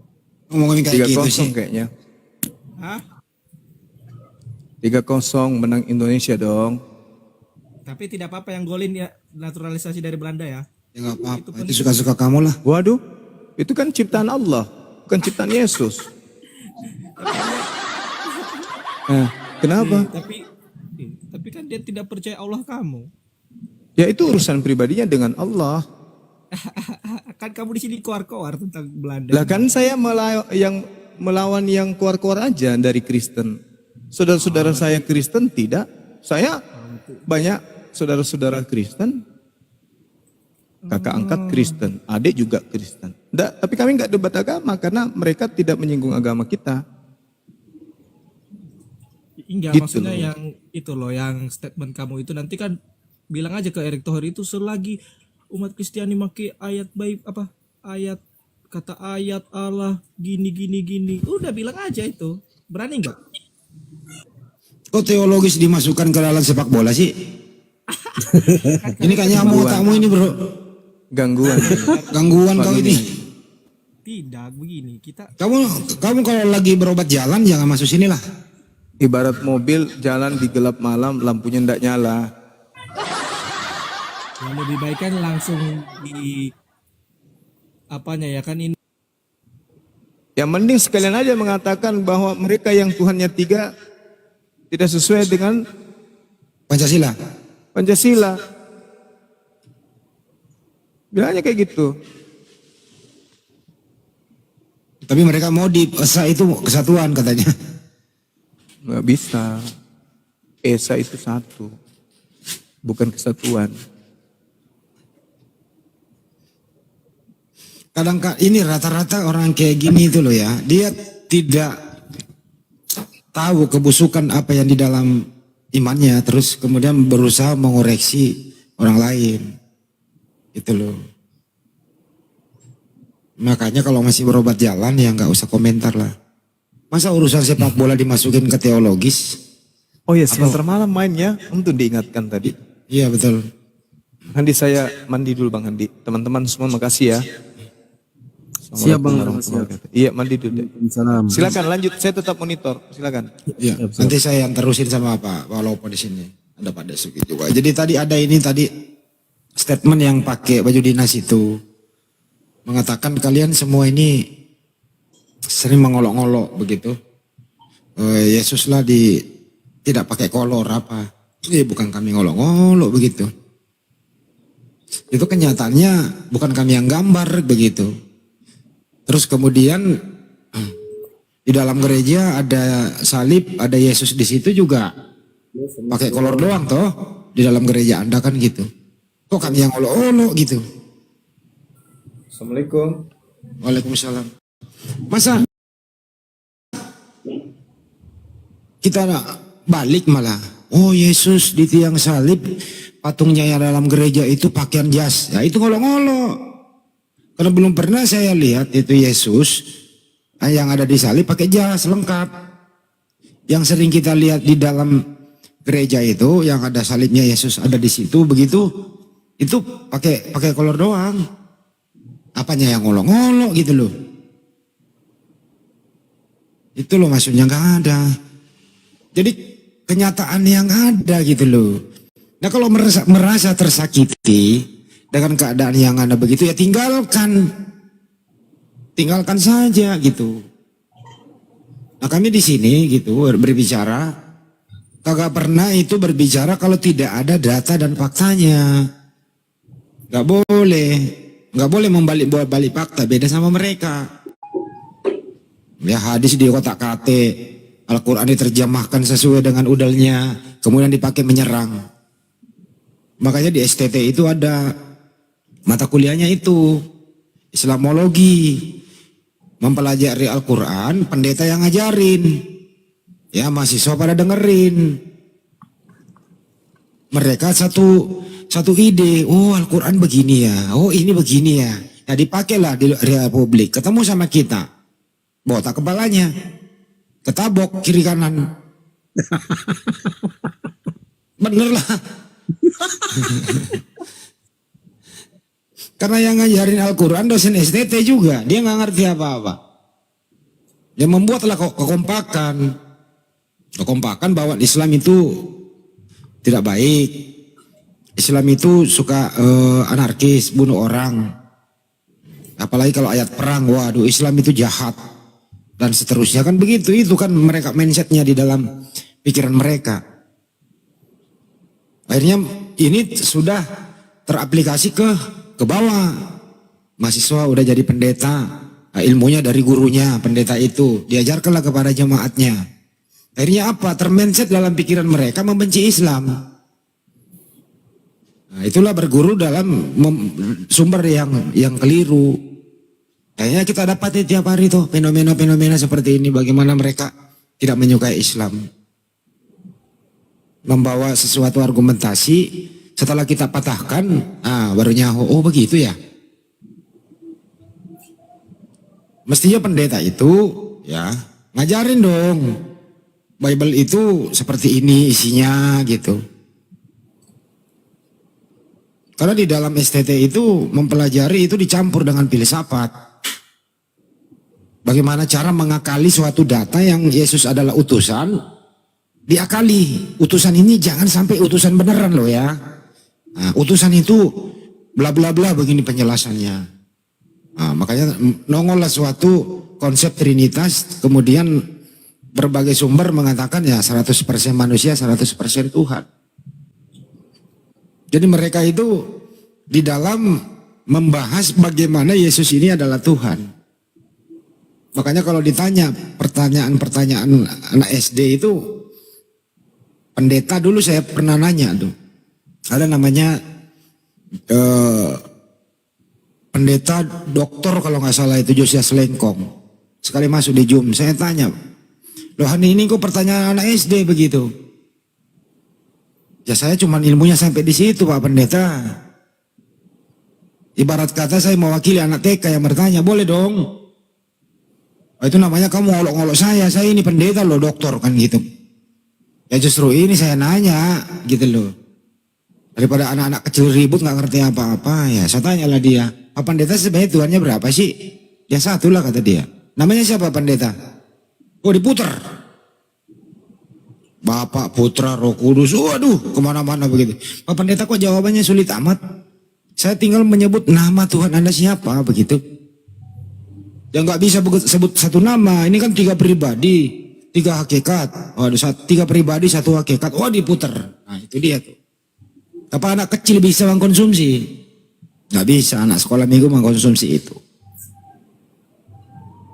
Beda dengan Islam, dari kecil kita udah diajarkan bagaimana itu surat Al-Ikhlas, bagaimana itu tauhid. Jadi anak kecil SD ketemu anak kecil kecil SD Islam sama anak kecil SD Kristen, ya udah lebih cerdas toh, kita bisa lihat. Bang Andi, Ya, itu Amos digerakkan hatinya lagi oleh Tuhannya Yesus kayaknya, makanya dia naik lagi. oh iya ada Amos, coba dipanggil dulu. Ini dia Bang. Tadi Gimana Mus? Mus? HP saya habis baterai tadi. Oh habis baterai. Ini baru dicis ini. Jadi sebenarnya urusannya Pak Palopo nih. Assalamualaikum warahmatullahi wabarakatuh. Waalaikumsalam. Nah urusannya Pak Blender nih. Pak Blender itu ada Amos tuh di edukasi dulu Bang. Amos baik budi nih. Cuman begini saja Bang Edi. Aku secara pribadi ya melihat Oten Kristen ini agak iri sedikit. Irinya kenapa ya? Ketika aku mendengar penjelasan dari mereka, oh enak Kristen. Ya, hanya modal mengimani Yesus sebagai Tuhan masuk surga. Lah, aku penasaran lah siapa sih yang gak kepengen masuk surga? Semuanya itu beda sama Islam, kan begitu. Yang ku tahu semuanya hidup butuh perjuangan dan usaha. Ya, ketika kita ingin mendapatkan keberhasilan harus dengan usaha dan perjuangan. Tetapi di Kristen ini nggak ada usahanya sama sekali, tapi masuk surga. Kalau memang benar-benar dari aku 1 juta lah, 1 juta umat. Kenapa Bang? Masih ada Bang Suno. Kenapa? Oh kalau aku sih dari kalau memang benar-benar seperti itu kenyataannya, dari akulah 1 juta masuk ke Kristen. Kalau benar kan begitu. Cuman yang kutakutkan nanti ya di yaumil akhir itu Tuhan bertanya, Blender, kau ini manusia. Kau ini ada 2 makhluk di dalam dunia yang kuciptakan, ya, binatang dan manusia. Apa perbedaannya? Manusia memiliki akal, nah binatang tidak. Jadi ketika kau kuciptakan akal, ku minta pertanggungjawabannya untuk menggunakan akalmu. Dan yang ku tahu ya di kekristenan itu, kasihilah Tuhanmu dengan segenap akalmu. Nah, di situ agak bertolak belakang sedikit. Hanya dengan mengimani saja masuk surga, apa betul atau tidak itu? Apa betul atau tidak? Jadi ketika aku minta garansi atau jaminan dari pihak Kristen, nggak ada yang bisa menjawab satupun, hanya imani saja gitu. Nah ketika aku tanya, teman-teman Kristen, ini secara kemanusiaan ya, apakah keyakinan di dalam diri manusia bisa dipastikan tidak akan pernah meleset? Pasti meleset lah. Nggak mungkin nggak meleset. Istri kita yang sudah kita yakini di depan mata saja bisa berkhianat, apalagi Tuhan tidak nampak. Kan begitu. Jadi di sini kadang-kadang kita di Komal ini ya, salah satu aku pribadi ya, sering bertanya kepada Kristen-Kristen nih, betul nggak ajaran kalian tuh? Kalian kasih tahu lah. Kan masa kalian aja mau masuk surga, kami nggak mau masuk surga rupanya. Kan beda sama Islam kayak gini. Kami aja melaksanakan ibadah sholat pagi, subuh, belum tentu selamat. Nah tapi kalian nggak ngerjakan apa-apa selamat. Keren lah itu ah. Agak iri juga aku sih. Bang Blender, dia Ya. takut disunat Bang Blender. Aduh mak jangan disunat pula lagi takut. Dia Aduh. takut disunat. Aduh, Mus. Jadi Mus, aku pernah nanya Mus. Jadi mana lebih enak disunat apa enggak disunat? Lebih enak disunat katanya. Ngapain kau takut disunat? Kau lebih takut mana kau coba? Disunat apa siksa api neraka? Emang gak bersunat masuk neraka? Ya, kau kan nggak mengikuti ajaran. Ajaran Yesus. Kalau mengikuti ajaran udah dijamin masuk. Nah, sekarang begini. Apakah Kristen itu hanya dengan mengimani Yesus saja sudah pasti selamat tanpa mengikuti ajaran dan perintahnya?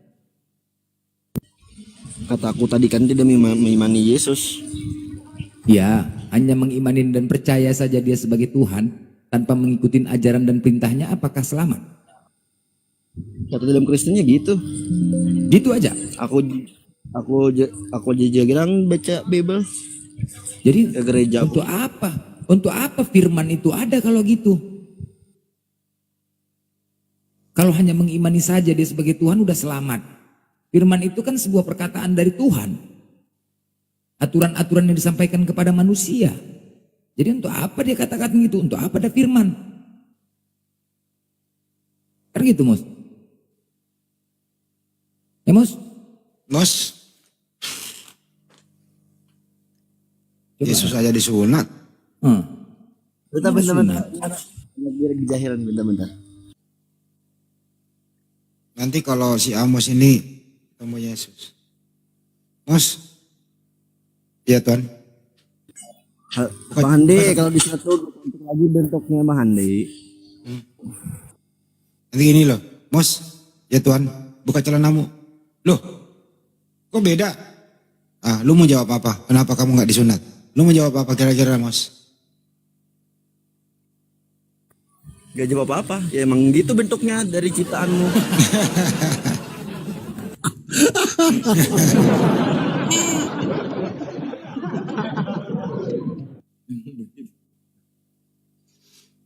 Semua anggota badan itu di dalam diri kita itu harus dimintai pertanggungjawabannya. Gini Bang Handi. Aku tidak mengubah bentuk dari ciptaanmu. Tuhan, kan gitu kata aku nanti kena. Tapi Yesus sendiri disunat. Mana ada? Nggak pernah baca aku. Oh, nggak pernah. Yesus. Bahaya ini.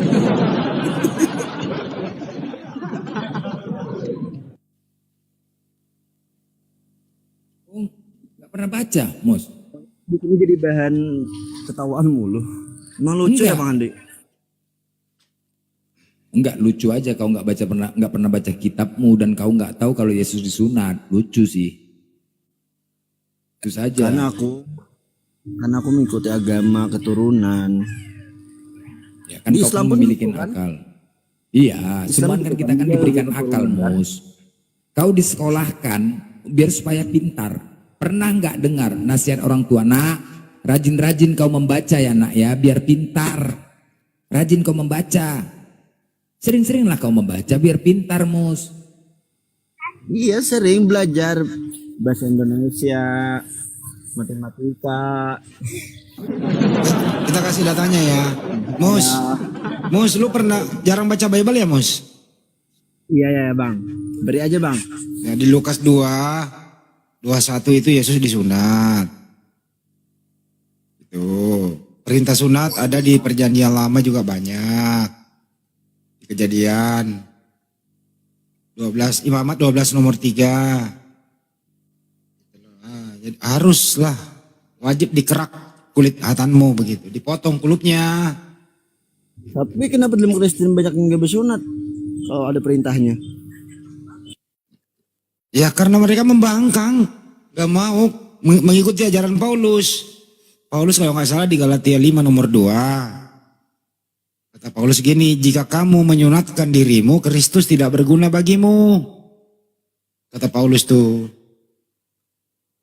Jadi kalau kamu nggak sunat, berarti kamu mengikuti ajaran Paulus, begitu.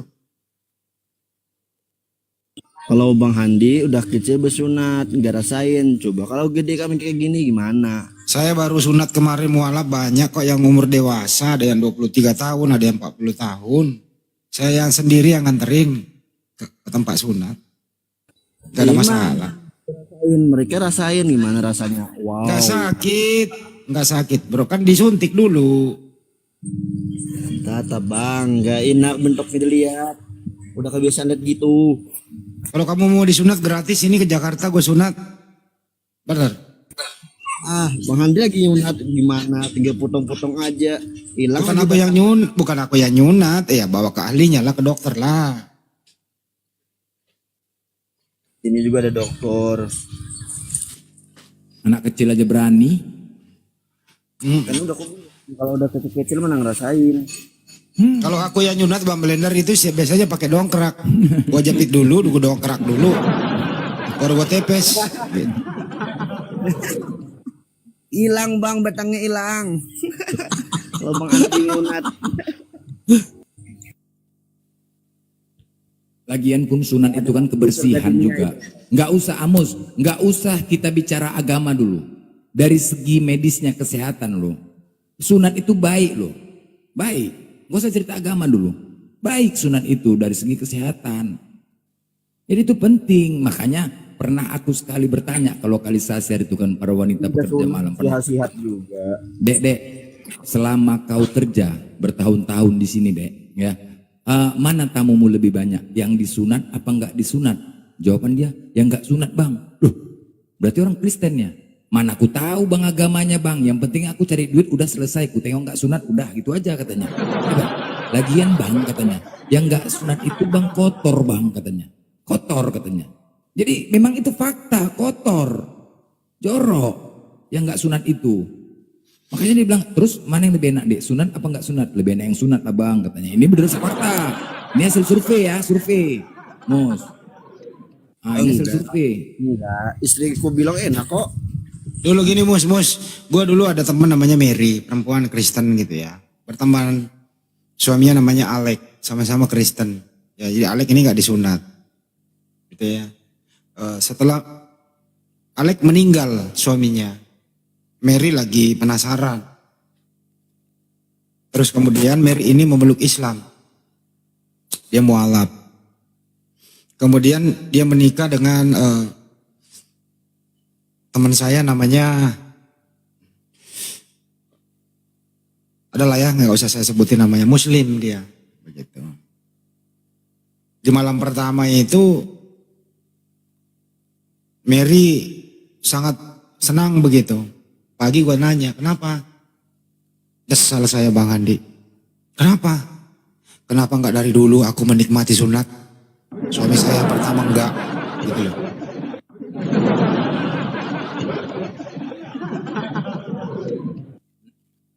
Gitu loh.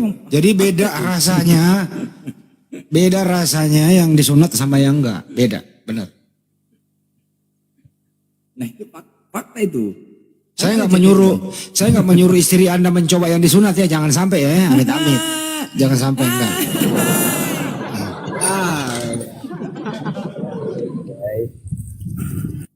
Coba kita tanya typing yang di bawah teman-teman yang cewek. Mana yang lebih enak, sunat apa enggak sunat? Coba. Pas.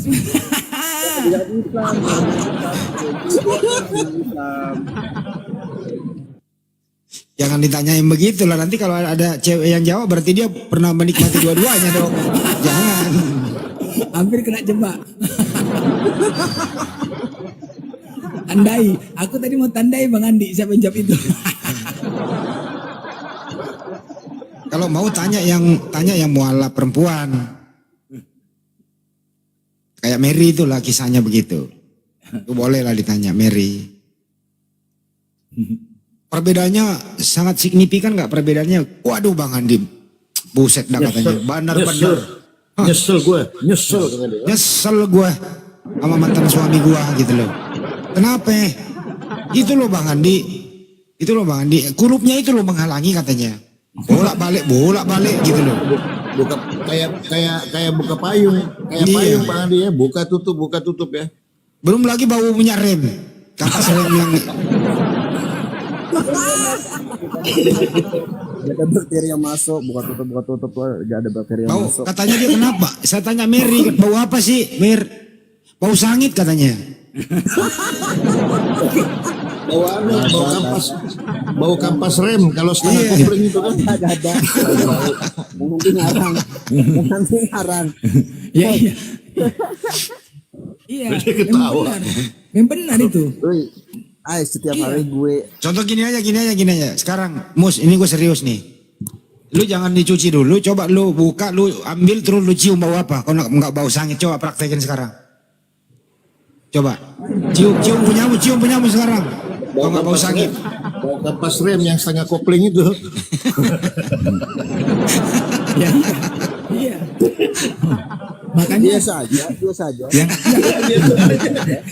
Biasa aja. makanya cewek-cewek itu yang di lokasi dia ngomong gini katanya. Tapi yang nggak sunat ini bang banyak kali permintaannya bang. Yang inilah alasan aku yang sariawan lah, sakit gigi lah, yang penting udahlah bang itu aja. Banyak kali permintaannya katanya. Udahlah bau, nggak enak katanya. Itu menurut mereka loh.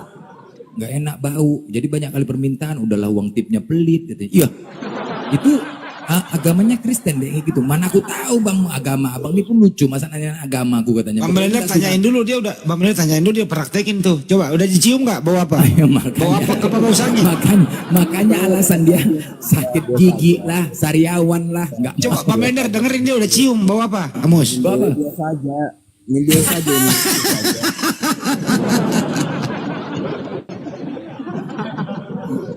Diciumnya, Amus, kau tadi cium? Ya Mus, penasaran kau? Iya biasa aja. Lu lagian nurutin perintah gue nggak bener lu Mus. Tapi yang itu kemarin yang siapa bapaknya Bunda Blokir ya? Usia berapa Bang Andi baru sunat itu? Hampir 67 apa berapa ya? Ya, 67 tahun baru sunat. Bapaknya Blokir permanen itu ya, Masya Allah. Habis sunat pagi, sore langsung manjat kelapa.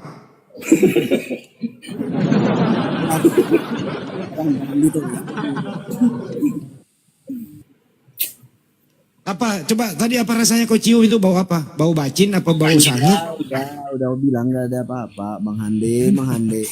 Nggak bener lu, bohong lu sama gue lu. Gak ada bohong. Kau cium Mus? Coba open cam, gue mau lihat.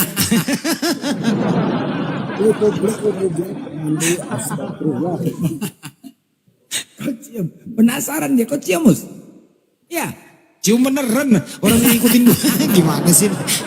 Gak ditanya. Amus ini mah kalau gue yang nyuruh manut. Enggak. Kan pembuktian tadi kan pembuktian. Aduh Bang Handi bikin orang ketawa.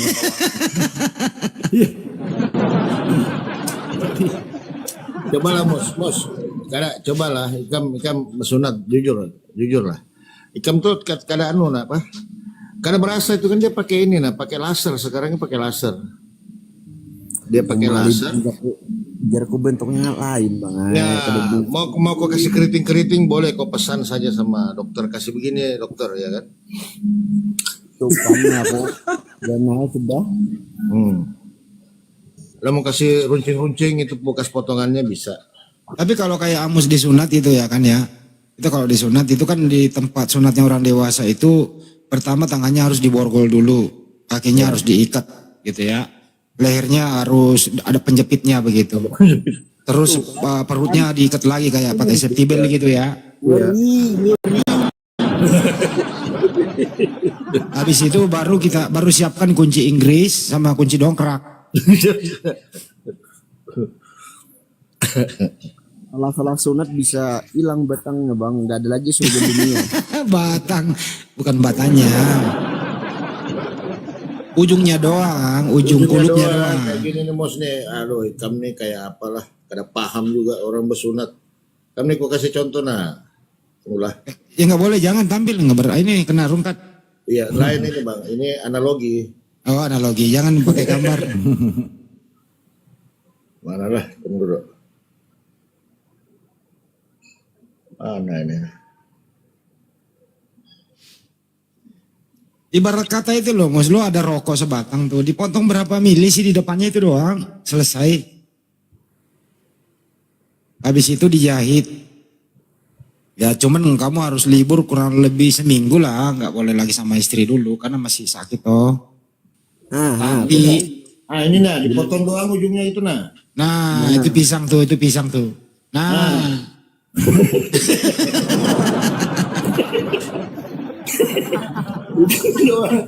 Jadi karena nggak cantik lagi, kena helm lagi.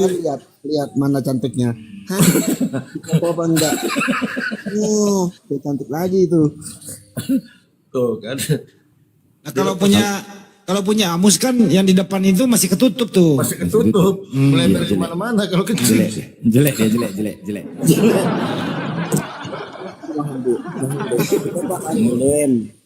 Kalau ada punya orang Amos itu datang ibarat kata masih pakai helm, ini helmnya yang dibuka. dibuka. Bener, Nah, Amos. aman kalau helmnya dibuka, Bang. Ya. Mus Jelek-jelek. percaya sama gua Mus, kalau lu habis disunat, ya, terus lu berhubungan sama bini lu, saya jamin bini lu heran, bener. Ini gue serius ini, pasti bini lu, pasti bini lu menyesal. Kenapa nggak dari dulu sih bang? Gitu loh. Kata juga ini. Mana ada Bang Handi. Serius, serius. Terus.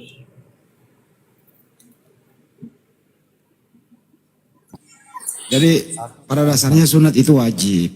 Sunat sudah seminggu mana tahan juga sama istri 1 minggu, bayangin. Enggak seminggu sekarang. Enggak seminggu lah. Enggak. Masa Cepat ya. masa gitu-gitu nggak bisa ditahan sih? Mana sih? Setiap orang menghandi beda-beda. Yesus sendiri 33 tahun dia hidup nggak pernah itu. Di Bible kan nggak punya istri, apalagi lu cuma seminggu kok.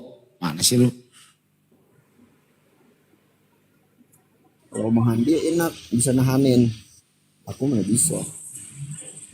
Ya udah nikmati aja nanti kalau ditanyain kenapa punya pakai helm. Nah, gimana jawabnya coba? Dipanggil Yesus kan. Yesus lihat dulu. Ah, ini lain. Itu dari ciptaannya juga Tuhan, ciptaanmu sendiri.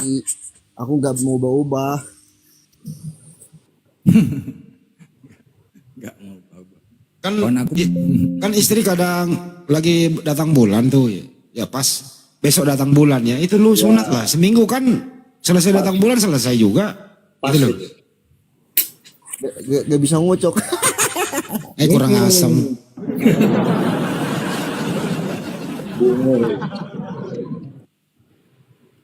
Anakku 40 hari dia sembuhnya. 39 hari lari-lari pas mau disunat. 1 hari cuma sembuhnya. 39 hari mau disunat lari. Ya udah Laser kita- kan sudah ada, laser. Tapi itu loh, Amos ini Kristen udah nggak pernah ke gereja, jarang baca Bible sih dia. Kedua dia nggak percaya Yesus Tuhan. Udah pinter sih dia dibanding yang lain. Tapi kan Mus, Coba tanya Bang Melinda. Amos, kau pernah nggak datang ke kuburan? Kau tengok di situ di batu nisan itu. Rata-rata yang meninggal tuh umur 29 tahun, 28. Iya, nggak pernah datang kemarin, baru 3 hari meninggal. Ternyata ketika ke kuburan kita banyak orang yang meninggal muda.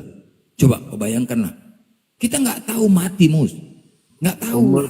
Umur kita nggak tahu, nggak tahu umur. Ya iya kan nggak tahu kan. Makanya nanti kalau misalnya mati udah nggak bisa berbuat apa-apa, Mus. Nggak bisa Belum kalau tentu kita. kan, Hah? kata abang tadi kan belum tentu juga Islam itu benar. Loh, salah kau.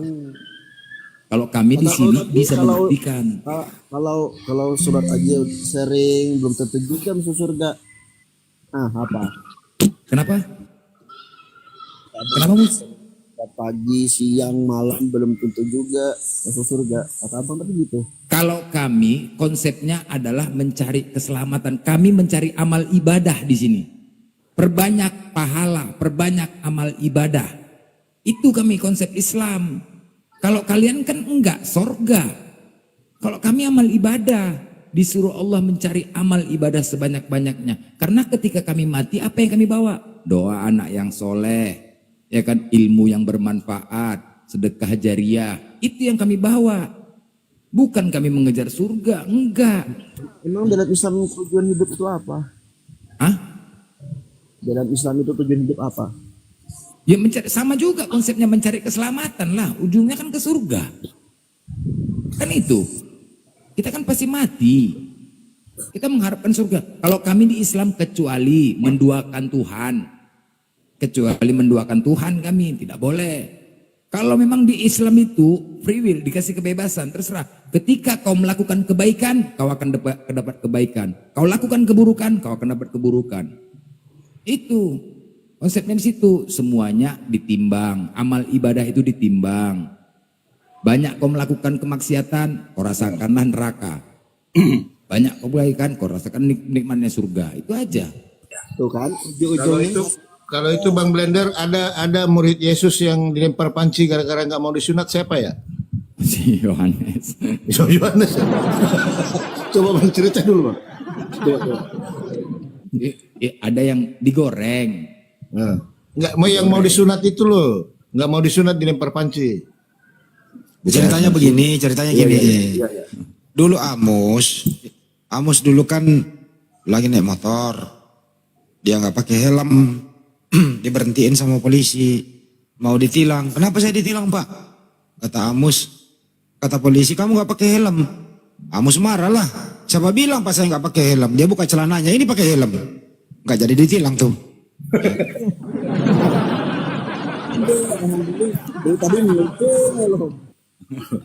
Kalau nggak salah itu si Petrus itu ya, yang murid Yesus yang nggak mau disunat dilempar panci. Ya, gimana kisahnya itu Bang Brenda? Coba kalau kalian nanti begitu meninggal langsung di alam kubur tuh ngeri loh siksaan itu. Malaikat datang ditanya malaikat, Amos, sini kau. Dipanggil malaikat. Kau jawab, siapa nama Tuhanmu? Yesus kau bilang, kapan dia mengaku dirinya Tuhan? Kapan? Pernah nggak dia mengatakan diri Tuhan? Ayo, apa jawaban kau? Aku tidak mengakui Yesus itu Tuhan. Ayo. Apa? Pernah rupanya Yesus mengatakan dirinya Tuhan? Sehingga kau Tuhan kan? Aku tidak mentuhankan Yesus, kata aku bilang. Oh, kau tidak menuhankan Yesus. Jadi yang kau tuhankan siapa? Tidak ada sama sekali. Aku mau cari kebenaran. Enggak ada. Aduh, aduh. Enggak ada. Jadi aku lagi belajar. Apakah Kristen itu benar? Apa Islam itu benar? Karena aku lagi belajar, tahap belajar. ya, kita ini kan di dalam beragama di negara ini diberikan kebebasan di dalam undang-undang untuk memilih setiap agama. Silahkan, ya kan? Tetapi kita berajaskan Pancasila, ketuhanan yang Maha Esa. Dengan banyaknya Tuhan di dunia ini, di bumi ini, banyaknya agama, tetapi cuma satu Tuhan yang sebenar-benarnya. Itu aja. Ketika kau salah menuhankan, maka tempatmu adalah neraka kekal selamanya. Jadi dari sinilah kesempatan kita untuk mencari kebenaran itu sebelum kita mati. Paham kan? Di sini. Makanya banyak manfaatnya nih. Udah aku bilang, aku tuh belajar apakah Kristen itu benar atau Islam yang benar. Coba tanya KTP-nya Amos apa sih? Dia masuknya KTP ke apa? haringan Bang. Di KTP Mereka kau masuknya tertulis ke apa? haringan. Haringan dia.